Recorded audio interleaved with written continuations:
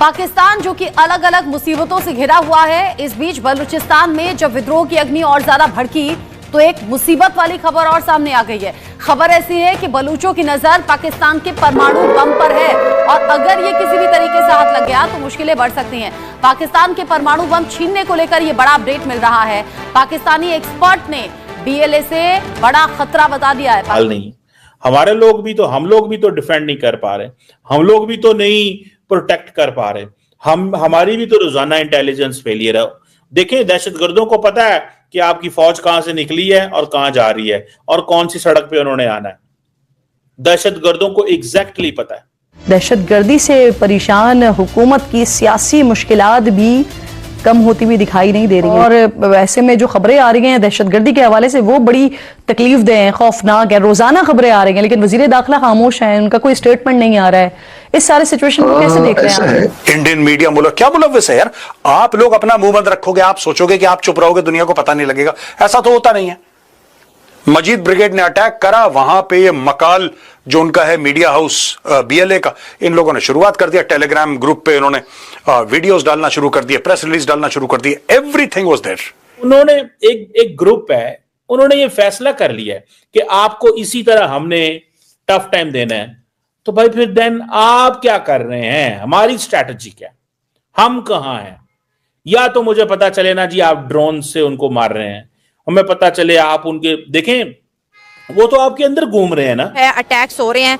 तो बीएलए क्या दुनिया को ये बताना चाहती है कि बलूचिस्तान में उनका बहुत ज्यादा कंट्रोल हो चुका है, वो पूरे बलूचिस्तान को जो इस वक्त चला रहे हैं वो बलोच, उनको ये भी खबर होती है कि किस वक्त कहां से आर्मी गुजर रही है, इस बस में कितने लोग। इसको लेकर बड़ा खतरा जताया है। पाकिस्तान के पत्रकार ने इस बात का जिक्र किया है और बताया है कि बीएलए बहुत बड़ा खतरा है पाकिस्तान के परमाणु बम के लिए।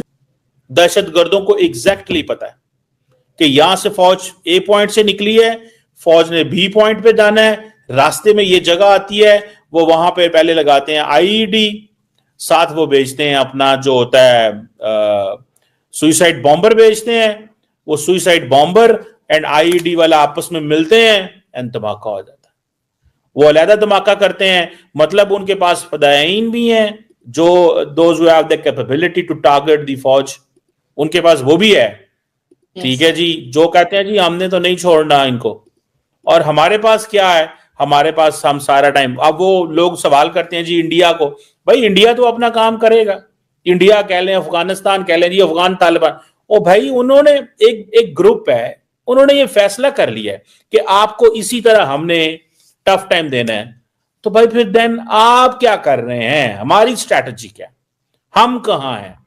या तो मुझे पता चले ना जी आप ड्रोन से उनको मार रहे हैं, हमें पता चले आप उनके, देखें वो तो आपके अंदर घूम रहे हैं ना, वो तो ये देखें ये गुरिल्ला वॉरफेयर शुरू हो रही है, वो तो आपके अंदर घूम रहे हैं, वो तो आपके यहां पे मौजूद हैं। आपके हो सकता है अगली गाड़ी में ट्रैवल कर रहे हो सकता है आपसे पिछली गाड़ी में ट्रैवल कर रहे हो सकता है कुछ, मतलब जो सबसे इंपॉर्टेंट है कि कॉन्वॉय भी जा रहा हो ना, कॉन्वॉय जा रहा हो तो वो कॉन्वॉय भी सिक्योर नहीं है, क्योंकि कोई पता नहीं आईईडी कहीं लगी होगी, इम्प्रोवाइज्ड एक्सप्लोसिव डिवाइस लगी होगी।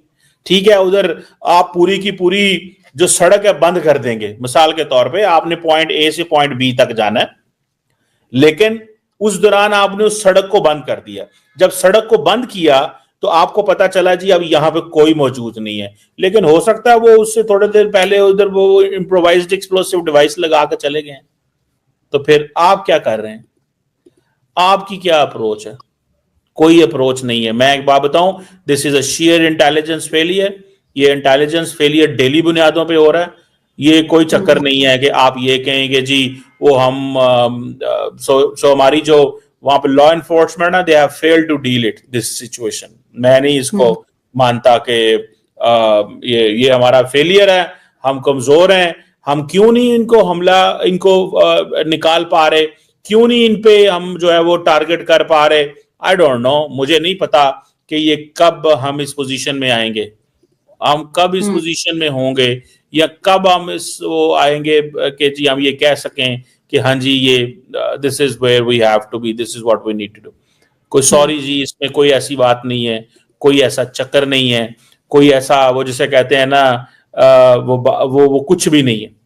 मैं नहीं मानता इस बात को कि वो आ जाएंगे, वो कल आएंगे, हम इनको ठीक कर लेंगे, हम इधर चले जाएंगे, हम उधर चले जाएंगे। हम कहीं भी नहीं है भाई साहब, सिंपल सी बात है, हम कहीं भी नहीं है और हमारा कोई अता पता नहीं चल रहा। फौज है वो शहादतें दे रही है, पुलिस शहादतें दे रही है, अवाम शहादतें दे रही है। अच्छा, ये तो बलूचिस्तान की सिचुएशन भी है ना आपके सामने, रोज वहां पे हो रहा है, जैसे डेली बुनियादों पे हो रहा है। वो आपने ट्रेन पे 4 दिन, उन्होंने पहले ट्रेन पे 4 दिन लगाए, ठीक है, जब ट्रेन पे 4 दिन लगा लिए आपके, अभी तो आप वो इलाका क्लियर नहीं कर पाए। देखें, सच्ची बात तो ये है कि जो इलाका जहां पे ट्रेन का वो हादसा हुआ, हाईजैक हुई, अभी तो आप वो नहीं क्लियर कर पाए। अभी तो आपने वहां से वो ट्रेन को नहीं हटाया, अभी तो आपने वो ट्रैक नहीं सीधा किया कि कल उन्होंने आपको बलूचिस्तान में स्ट्राइक मारा के एक बंदे को शहीद कर दिया, फिर उन्होंने आज जो है वो ये फिर फौजियों पे हमला कर दिया। तो दे आर इनसाइड, वो कहीं दूर नहीं गए हुए, हमें मिल नहीं रहे, हमसे ढूंढे नहीं जा रहे, हमें पता नहीं चल रहा। आए अपने अपने भी गिरेबान को झांकें ना, कि सारा टाइम जो है ना वो देखें उसको, तो हम तो अवाम तो सपोर्ट करेगी आपको। जो है अटैक्स हो रहे हैं, तो बीएलए क्या दुनिया को ये बताना चाहती है कि बलूचिस्तान में उनका बहुत ज़्यादा कंट्रोल हो चुका है, वो पूरे बलूचिस्तान को जो इस वक्त चला रहे हैं, वो उनको ये भी खबर होती है कि किस वक्त कहाँ से आर्मी गुजर रही है, इस बस में कितने लोग सवार है, कौन कौन से सवार है, ये अंदर की सारी खबर बीएलए के पास कैसे पहुँच जाती है। बीएलए तो पहाड़ों से कहते हैं ना नीचे नहीं उतरती। बड़ी अफसोसनाक दोस्तों खबर है कि बलूचिस्तान में जो है बीएलए थमने का नाम नहीं ले रही। ऑपरेशन बदर भी जो है हमने लॉन्च कर दिया है कि वहां पर जी अब हम अमन जो है ला के रहेंगे, क्योंकि बीएलए हमारे लिए बहुत बड़ा चैलेंज बन चुका है। कभी बीएलए को हम रॉ के साथ जोड़े, कभी इंडिया के साथ जोड़े, तो कभी अफगानिस्तान के साथ जोड़े, लेकिन इस वक्त कोई सॉलिड प्रूफ हमारे हाथ नहीं लगा। कहते हैं ना, बस ये सिर्फ इस वक्त मीडिया तक की बातें रह चुकी है। यहाँ पर यह भी है कि जितने भी इदारे हैं, आर्मी है, हमारी इंटेलिजेंस है, वो सरहदों की हिफाजत करती है और इनकी वजह से हम सेफ भी हैं, अवाम के प्रोटेक्शन के लिए होती है। लेकिन यहाँ पर तो मामला रिवर्स हो गया, हमारे आर्मी, हमारी इंटेलिजेंस को जो है टारगेट किया जा रहा है, तो अब उनकी हिफाजत के लिए कोई और फोर्स हमें लानी पड़ेगी। देखें, आपकी इस बात का मैं जवाब बाद में देता हूँ, पहले इस चीज़ का देखें कि एज ए पाकिस्तान हमें इस चीज़ की बहुत ज़्यादा शर्मिंदगी होती है कि देखें हमारे जो सिक्योरिटी एजेंसीज हैं, सिक्योरिटी इदारे हैं, वो हमें, हमारी आवाम को, हमारी जो आर्मी है या हमारे जो दूसरे इदारे हैं उनको प्रोटेक्ट नहीं कर पा रही। तो आपकी वीडियो के नीचे अगर आप लोग कमेंट्स पढ़े ना, तो मैं देखता हूँ कि पाकिस्तान को कितना ज़्यादा वो जलील कर रहे हैं, इसी वजह से कि पाकिस्तान में ये हो रहा है, पाकिस्तान में हो रहा है। आप देखें, इसी वजह से कल पाकिस्तान येलो लिस्ट में चला गया। अमेरिका ने कहा कि आप हमारी सफरी जो हदूद है वो क्रॉस नहीं कर सकते, आपको हम लोग यहाँ पे नहीं भेजेंगे। देखें, ये चीज़ हमारे लिए दुख का बाइस बनती है कि जब हमारे मुल्क में ये वाले मामला होते हैं। अब मैं थोड़ा सा चाइनीज़ की तरफ आ जाता हूँ। चाइना जो है वो पाकिस्तान में बहुत ज़्यादा उन लोगों ने इन्वेस्टमेंट कर दिया है।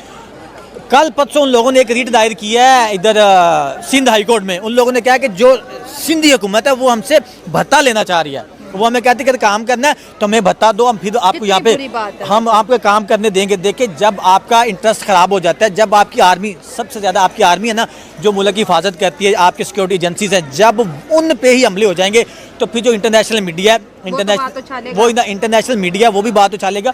और जो इंटरनेशनल टूरिज्म यहाँ पे आती है, जो लोगों के हमारे साथ ताल्लुकात बने हुए, उन लोगों ने कहना कि इनकी ये जो अपनी आर्मी है वो सेव नहीं है, तो हम लोग इनके साथ कैसे ट्रेड कर सकते हैं। जब हमारे ट्रेड नहीं होगी तो हमारा मुल्क नीचे की तरफ